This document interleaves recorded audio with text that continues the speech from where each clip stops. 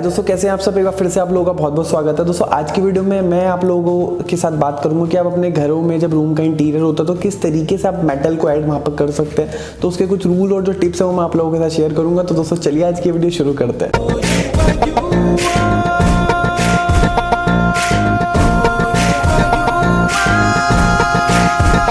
इसमें सबसे पहले टिप के बारे में बात करते हैं तो इसमें सबसे पहले आपको देखना है कि आपका रूम का साइज छोटा है कि बड़ा। अगर आपका रूम का साइज छोटा है तो वहाँ पर जो आपको मैक्सिमम 2 मेटल्स का यूज़ करना है, और अगर आपका रूम का साइज बड़ा तो वहाँ पर आप 3 से लेकर के 4 मेटल्स तक का यूज़ कर सकते हैं। तो अब फिर बात आती है कि अब इसके बाद क्या करना है। तो देखिए, अगर फॉर एग्जाम्पल अगर आपके रूम का साइज छोटा है तो वहाँ पर आपको 2 मेटल्स का यूज़ करना है। फिर आपको उसमें से एक मेटल, जो आप 2 मेटल्स को शॉर्ट लिस्ट करते हैं तो एक जो डोमिनेंट मेटल है उसको आपको सिलेक्ट करना है, जो जिसकी जो क्वांटिटी है वो ज़्यादा रहेगी with compare to supportive metal के।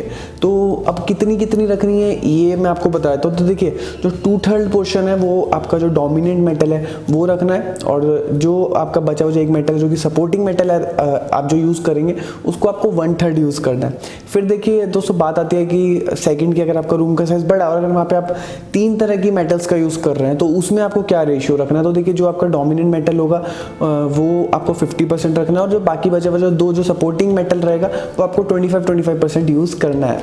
तो दोस्तों फिर इसी में ही जो है रेशियो आप इस तरीके से भी ले सकते हैं कि जैसे सपोज अगर आप जो एक डोमिनेंट मेटल ले रहे हैं वो आप 60 या फिर 65% तक ले सकते हैं, और जो सेकंड जो आपका सपोर्टिव मेटल है उसको आप 30-35, और जो बाकी बचा हुआ जो थर्ड जो सपोर्टिव मेटल रहेगा जिसको आप एज एसेंट मेटल भी यूज़ कर सकते हैं तो उसको आप 5 से लेकर 10% तक यूज़ कर सकते हैं। दोस्तों इसी में ही टिप नंबर 2 के बारे में बात करते हैं। तो इसमें देखिए, मेटल्स भी 2 तरह की होती है, एक वार्म मेटल्स और एक कूल मेटल। जैसे कि एल्युमिनियम हो गई आपकी कूल की कैटेगरी में आती है, और सिमिलरली अगर मैं बात करूँ कॉपर या ब्रास की तो ये वार्म की कैटेगरी में आती है। तो आप वार्म और कूल इन दोनों को ही जो है एक साथ यूज़ कर सकते हैं, बहुत ही अच्छा कॉम्प्लीमेंट करती हैं। फिर दोस्तों इसी में ही टिप नंबर 3 के बारे में बात करते हैं। तो देखिए, इसमें आपको क्या करना है कि मेटल्स तो हो गई, देखिए मेटल में बहुत सारी डिफरेंट फिनिशेज आती है, जैसे कि आपकी ग्लॉस फिनिश हो गई, मैटी फिनिश हो गई, सैटिन हो गई।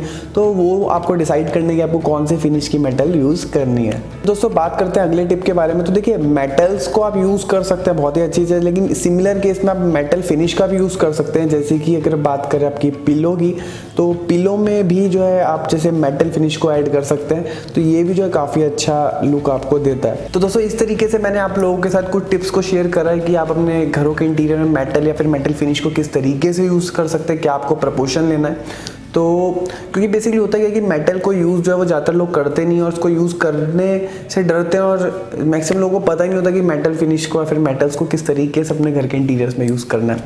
तो दोस्तों आशा करता हूँ कि आपको मेरी ये जो वीडियो अच्छी लगी होगी। अच्छी लगी तो इसको लाइक कर सकते हैं, और अगर आपका कोई भी क्वेश्चन इस टॉपिक के रिगार्डिंग तो आप नीचे कमेंट बॉक्स में पूछ सकते हैं। मेरी वीडियो देखने के लिए बहुत बहुत धन्यवाद। Thank you so much. जय हिंद, वंदे मातरम।